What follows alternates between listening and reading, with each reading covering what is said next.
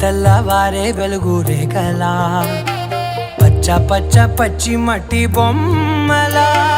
అల్లి బిల్లి వెన్న పాల నురగలా అచ్చ తెలుగు ఇంటి పూల కొమ్మలా